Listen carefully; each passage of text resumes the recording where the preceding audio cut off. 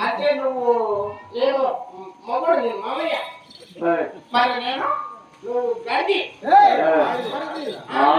మరి నేనెవరు నాకు తెలియదు నేనెవరు నీకు తెలియదు కదా అందుకే మామయ్య అంటే వరుస బాగా తెలిసిపోతుంది అనమాట మామయ్య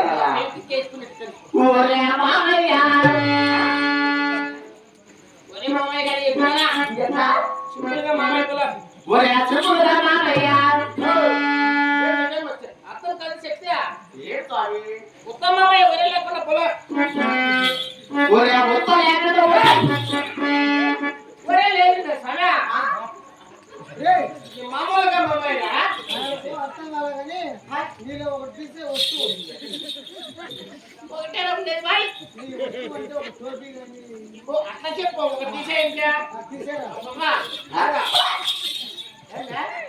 దూరం మాట్లాడుకోవాలి దగ్గర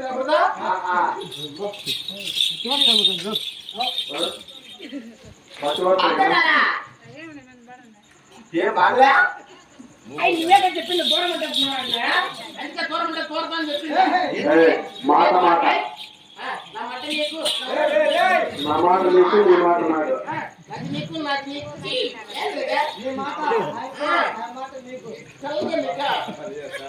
మన ఇద్దరు దగ్గర దగ్గర ఉన్నాక ఒకరికొకరికి ఇది వెళ్ళిపోతుంది చూడలేక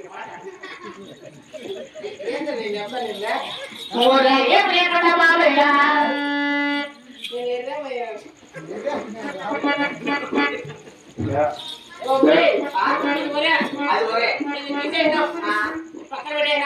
ఇప్పుడు మామయ్య పొలం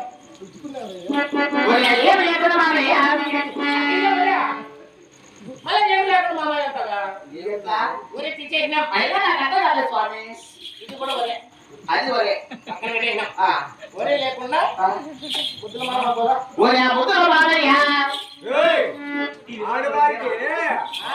ఆడవారికి ఒకసారి రెండు మాట చెప్తే అర్థం కాదురా. ఇది కూడా వరే అనుకో, అరే అనిపించుకోకూడదు.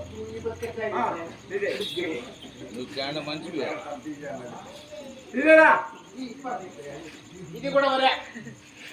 ఇప్పుడు మామయ్య పోరా. ఇది కొత్తలో పెట్టి పక్కన పెట్టా. ఇది ఒరే అయ్యో పైన పడింది. ఇప్పుడు మామయ్య ఒరే ముద్దుల మామయ్య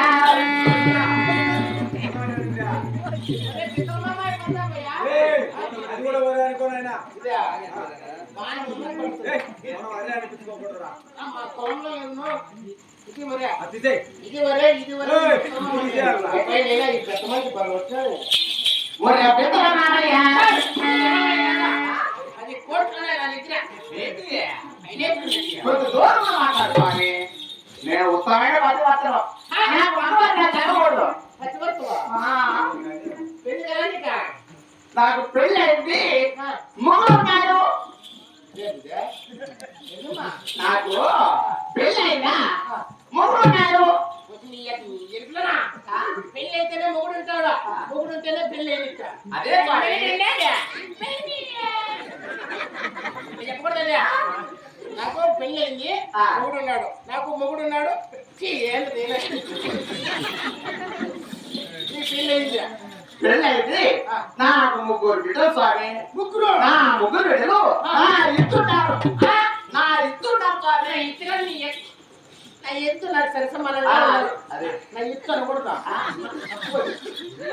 నీకు పెళ్లి అయింది, చెట్లు ఉన్నారా? అవును స్వామి. నాకు కూడా అయిందిలేమ్మా. నీకు పెళ్ళైందా? నాకు అయింది. మరి పెళ్ళి నాకు నాకే. మరి బిడ్డలు ఎంతమంది నీకు? నాకు 4 బిడ్డలు. నలుగురు. మరి నలుగురు బిడ్డలు అంటున్నావే, మరి ఆడబిడ్డలు ఎంతమంది, మగ బిడ్డలు ఎంతమంది స్వామి? ఒక కొడుకు, ఓ మగబిడ్డ, ఓకే. ఒక కూతురు, ఒక ఆడబిడ్డ. నాకు అర్థం కాదు స్వామి. నాకు పెళ్లి అయిందా? నీకు పెళ్ళి అయింది, మా భార్య 4 నిండింది. అంతే. ఒక కొడుకు, అవులే. ఒక మగబిడ్డ, ఒక కూతురు, ఒక ఆడబిడ్డ.